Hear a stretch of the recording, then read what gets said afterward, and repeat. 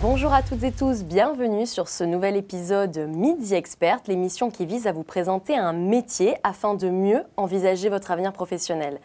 Et aujourd'hui, pour en parler, j'ai le plaisir de recevoir Bruno Auchard, consultant senior chez Accenture dans l'industrie du futur. Entreprise mondiale, je le rappelle, de 700 000 salariés environ, qui accompagne donc ses clients dans leur désir de changement en leur proposant notamment des solutions digitales. Bonjour Bruno. Bonjour Léa, merci de m'avoir avec toi. Merci à toi Bruno d'être avec nous aujourd'hui. Alors avant d'entrer dans le vif du sujet, est-ce que tu pourrais revenir avec nous sur ton parcours universitaire antérieur donc à ton entrée chez Accenture, études donc que tu as réalisées à Lyon, mais après être arrivé d'Abu Dhabi où tu vivais? C'est ça, exactement. Donc je suis arrivé en France en 2013 pour intégrer l'ECAM Lyon, donc une école d'ingénieurs à dominante généraliste et mécanique. Et donc pendant ce parcours de 5 ans, j'ai pu faire 1 an d'échange au Pérou, 2 stages de 6 mois, dont un premier dans une PME spécialisée en conception et en fabrication de pièces en composite pour l'aéronautique et le sport. Donc j'avais un rôle de lead manager où je devais me balader sur le terrain et identifier des axes d'amélioration d'une ligne de production, que ce soit sur d'un point de vue productivité, d'un point de vue environnemental, d'un point de vue santé au travail. Il fallait que j'identifie ces axes d'amélioration, proposer des solutions qu'on mettait en place. Et donc pendant ce stage-là, j'ai pu découvrir le monde des systèmes d'information qui tournent autour de l'industrie, donc les logiciels qui aide à la conception, qui aide au suivi de production. Et donc, naturellement, c'est un sujet qui m'a intéressé. Pour moi, je comprenais que l'amélioration de la prod allait passer par le digital. Et donc, j'ai voulu trouver un autre stage là-dedans. Et ce qui m'a amené chez Accenture pour faire un stage au sein d'Industrie X, dans le PLM, donc, ce qui est un logiciel de gestion de produits ou de services de nos clients. On peut y trouver toute la conception, toute la documentation associée, la spécification, les plans 3D d'un produit, la façon dont on va le produire, etc. Donc toutes les informations qui gravitent autour de produits qui vont permettre aux clients de le concevoir mieux, plus rapidement, avec plus de facilité, vont se trouver dans ce logiciel-là. Et qu'est-ce qui t'a plu là-dedans alors, à ce moment-là dans tes études? Alors, je trouvais que le conseil, j'en avais pas fait, j'avais pas d'expérience là-dedans, donc c'était enrichissant de découvrir ce milieu-là et d'établir une sorte de relation client, d'avoir tous ces nouveaux challenges qui s'ouvraient à nous. Et puis le digital, aujourd'hui en tout cas en Europe, je pense qu'on a des usines qui sont aujourd'hui assez matures d'un point de vue process, d'un point de vue, on va dire, optimisation des coûts. Et donc, en Europe, en tout cas pour moi, la suite logique était de passer par la numérisation, la digitalisation pour toujours continuer à s'améliorer, produire encore plus, produire mieux, réduire nos déchets. Donc voilà, c'était ce qui m'avait poussé à trouver un stage là-dedans. Et après ce stage, donc en 2019, tu as obtenu un CDI chez Accenture. Exactement. Et en 3 ans, tu as connu une grande évolution. Tu as occupé notamment 2 postes. Est-ce que tu pourrais revenir avec nous sur ces postes de manière très concrète? Qu'est-ce que tu as fait et qu'est-ce que tu fais actuellement? Alors, donc sur mes 2 postes, donc comme je l'ai dit après mon stage, donc je suis arrivé en tant que consultant junior. Pendant cette étape-là, donc j'ai eu un gros projet qui a duré environ 1 an, sur lequel j'avais un rôle de product owner. Donc je devais comprendre le besoin client et le retranscrire à mes équipes de développement. Et ensuite, je suis rapidement passé consultant senior en décembre 2020. Et j'ai pu faire 2 projets pour l'instant. Donc un où j'avais toujours un rôle de product owner, mais sur un autre type d'application. C'était une gateway d'API qui permettait les échanges entre un fournisseur d'électricité et des entreprises qui proposent des services de consommation à l'énergie, etc.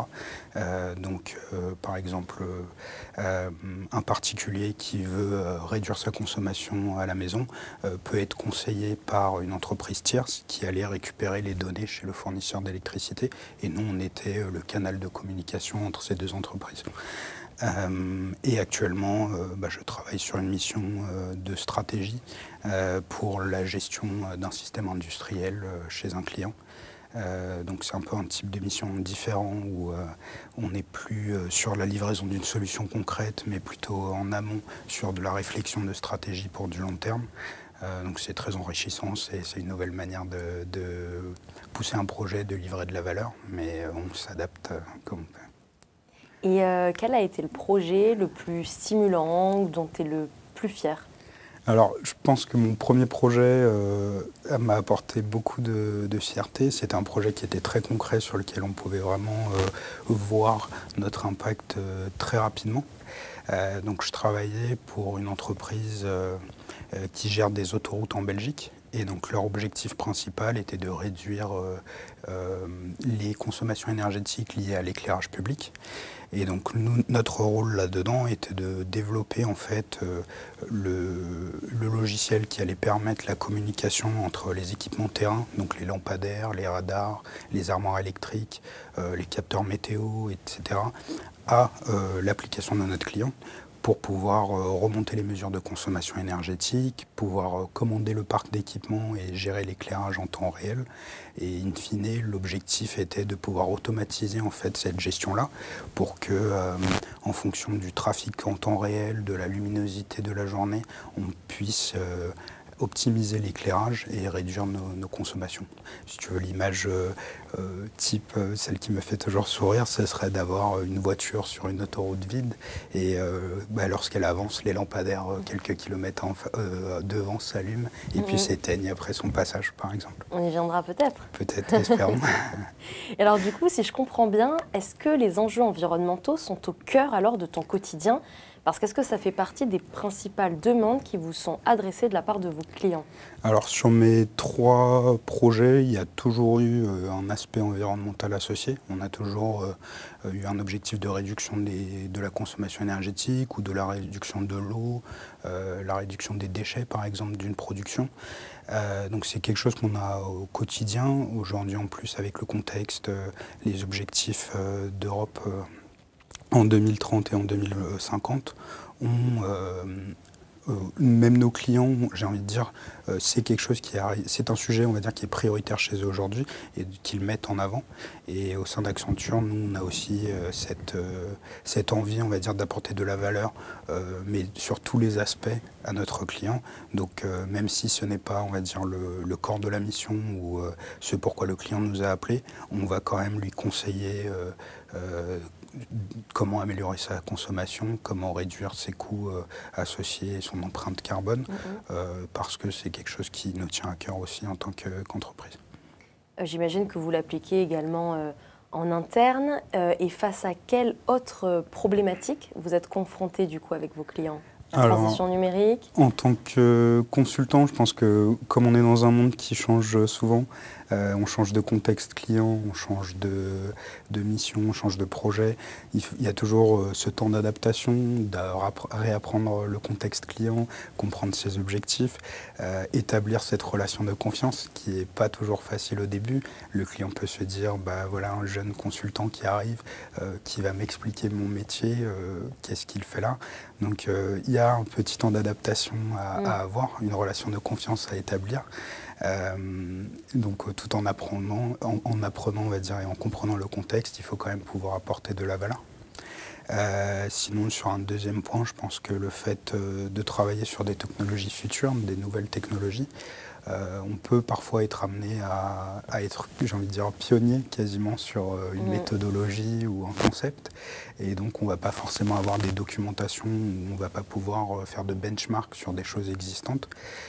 Donc, c'est passionnant, c'est challengeant, mais c'est pas toujours, on va dire, facile à aborder. Oui, parce que des fois, les clients sont réfractaires, le marché n'est pas prêt. C'est vrai qu'avoir la position de pionnier n'est pas toujours simple. Alors, on va y venir à ces défis que tu peux rencontrer au quotidien. Mais avant, je voulais savoir, donc, concernant ton engagement environnemental que tu peux mettre en œuvre au quotidien grâce à ton métier, est-ce que ça constitue justement l'une des satisfactions majeures de ton métier, un avantage même, je dirais ? Oui, justement, je pense que réduire l'impact environnemental aujourd'hui est un sujet d'actualité qui a beaucoup d'importance chez nos clients et chez nous. Et comme tu l'as dit, Accenture étant une entreprise de 700 000 employés, on travaille avec de grands groupes qui sont souvent internationaux et implantés partout dans le monde.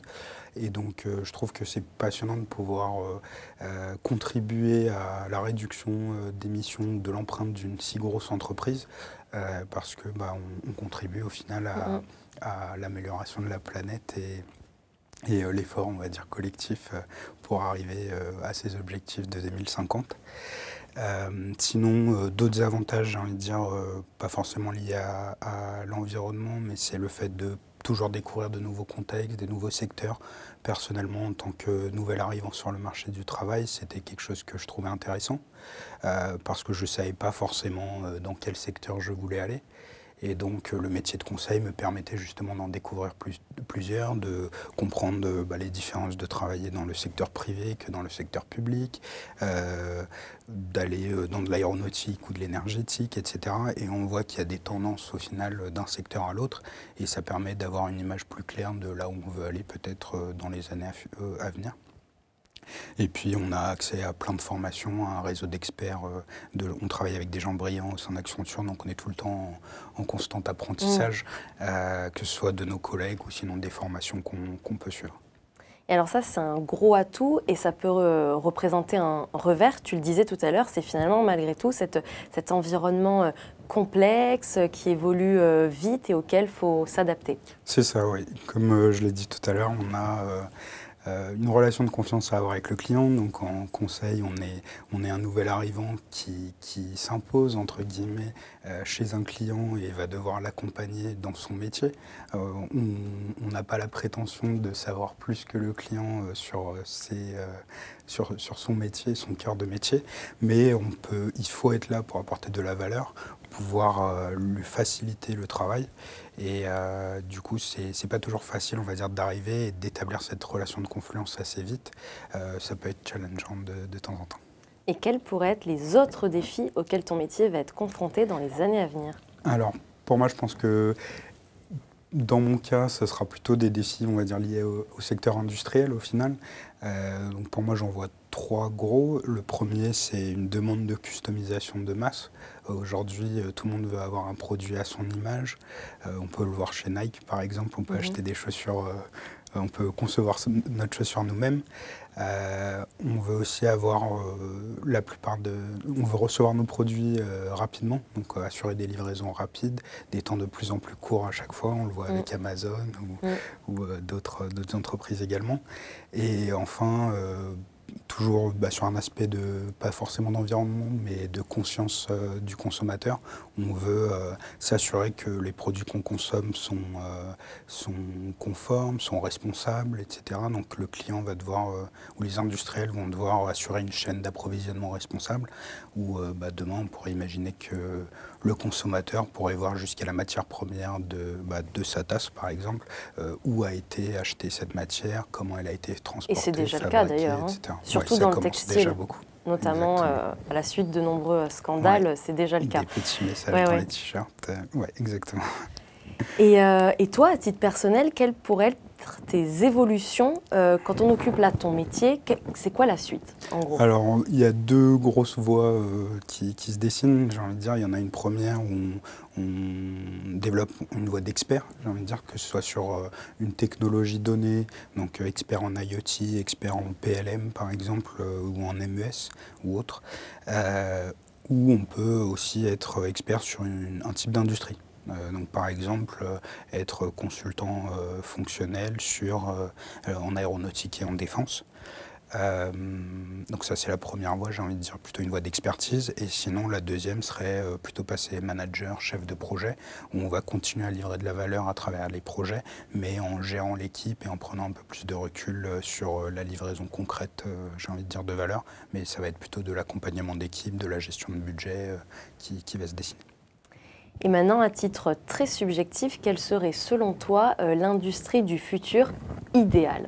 Alors, Si on avait moyens illimités, imagination illimitée. On pourrait imaginer d'avoir, pour moi, il y a 4 grands axes, je dirais. On peut avoir une usine connectée où tous les différents systèmes, tous les différents équipements vont discuter entre eux, vont pouvoir se partager des informations. Et au final, on pourrait imaginer d'avoir une usine autonome qui pourrait autoréguler son plan de maintenance, réordonnancer la cadence de production, l'ordonnancement de production pour être toujours à un fonctionnement optimal, dans le but de réduire des stocks et même demain, j'ai envie de dire, produire à la commande. De ne pas faire, on va dire, des séries, des choses comme ça. Je pense qu'aussi qu'il y aura l'introduction de plus en plus de robots, de cobots, d'exosquelettes. On peut imaginer demain avoir un opérateur avec un exosquelette qui porte une pièce tout seul, qui fait 300 kilos par exemple, et qui pourra bouger tout seul. Ça lui réduira, ça augmentera sa productivité, on aura moins d'accidents de travail ou moins de troubles musculo-squelettiques. On a aussi, donc, pour répondre à une livraison plus rapide, je pense qu'on va changer notre chaîne d'approvisionnement ou on va réorganiser notre industrie. Donc plutôt que d'avoir des grandes usines qui produisent à un seul endroit, on va avoir plein de petites usines qui vont produire des pièces au plus proche des consommateurs. On peut imaginer par exemple qu'on a cassé une pièce de notre voiture, on va directement chez le garagiste et sur place, il produit lui-même la pièce qui va rentrer dans notre voiture. Ou sinon, enfin, je pense que pour la customisation de masse aussi, il va falloir avoir des chaînes de production qui peuvent facilement s'adapter aux changements, qui peuvent être modulables pour répondre aux demandes changeantes le plus rapidement possible et à moindre coût et à moindre impact. Et tu parlais de la croissance tout à l'heure d'Accenture. Alors c'est vrai que c'est assez impressionnant quand on donne des chiffres, puisque toi, quand tu es arrivé il y a 3 ans, vous étiez à peu près 380 000 collaborateurs. On le disait tout à l'heure, vous êtes 700 000 et ça évolue régulièrement. Et ça, c'est grâce à des recrutements justement en continu. Tout type de profil, sur tout type de poste. Alors, qu'est-ce que tu peux me dire au niveau de ces recrutements? Est-ce qu'il faut disposer de bagages universitaires spécifiques? Je sais que chez Accenture, les compétences humaines, donc les soft skills, sont aussi très importantes. Est-ce que tu peux nous en dire plus? Oui, exactement. On a évolué énormément. On a quasiment doublé depuis mon arrivée. Moi, je me souviens qu'à ma journée d'accueil, on était 100. 2 semaines avant, j'avais une amie qui avait intégré Accenture, ils étaient 100 aussi. Donc ça évolue beaucoup. Les gens ont tout type de profil, de l'expert à la personne sortie d'école, que ce soit sur un profil de développeur ou des profils plutôt de finance, de marketing, de banque. On a vraiment tout type de profil. Je dirais que le bagage universitaire, dépendamment de ce à quoi on postule, bien sûr, va être important. Si on est développeur, il faut au moins connaître un langage de code, ce genre de choses. Mais effectivement, au sein d'Accenture, on va dire notre priorité et là où commence le recrutement, la première évaluation, c'est une évaluation de nos soft skills. En fait, on ne s'attend pas à ce que quelqu'un sorti d'école soit expert sur un sujet ou pionnier sur un concept. On cherche plutôt à comprendre si c'est quelqu'un qui a envie d'apprendre, qui est curieux, qui, même de par ses expériences, peut-être pas forcément techniques ou technologiques, a acquis des soft skills de relations clients ou ce genre de choses, parce qu'au final, on pourra, à travers justement ce gros panel de formation dont je parlais ou du réseau d'experts, la personne pourra se former, apprendre pendant qu'elle livre de la prestation à un client. Et donc voilà, c'est plutôt, on va dire, cette soif d'apprendre, cette curiosité qu'on recherche et cette capacité d'adaptation de quelqu'un. Donc pour résumer, il faut qu'il y ait une cohérence forcément dans le parcours, mais il ne faut pas se censurer, il faut oser, donc il faut candidater, autant de manière spontanée que de répondre à des offres qu'on peut retrouver, j'imagine, sur votre site internet, c'est ça, exactement. Quand il y a des besoins bien précis. Voilà, on a beaucoup d'offres, on va dire, qui sont déjà sur le site. Et sinon, bien sûr, il y a la candidature spontanée, comme tu dis, où il ne faut vraiment pas hésiter, il faut envoyer. Et personnellement, on va dire, mon parcours n'est pas forcément le parcours type pour arriver au poste où je suis actuellement. J'ai d'autres collègues qui ont fait des parcours très différents, mais on va dire on se retrouve tous à peu près sur des compétences humaines où on a toujours cette soif d'apprendre, cette envie Vous venez vous compléter après, ça, de toute façon. C'est toujours bien la diversité des parcours. Voilà, c'est ça, on apprend justement des autres, de leur vision, de leur façon d'appréhender les sujets. Donc c'est toujours très enrichissant d'avoir cette diversité-là. Très bien. Merci Bruno pour ton témoignage. Merci, je suis sûre que ça va donner envie aux jeunes qui nous écoutent. J'espère. Quant à vous, je vous donne rendez-vous pour un prochain épisode Midi Expert.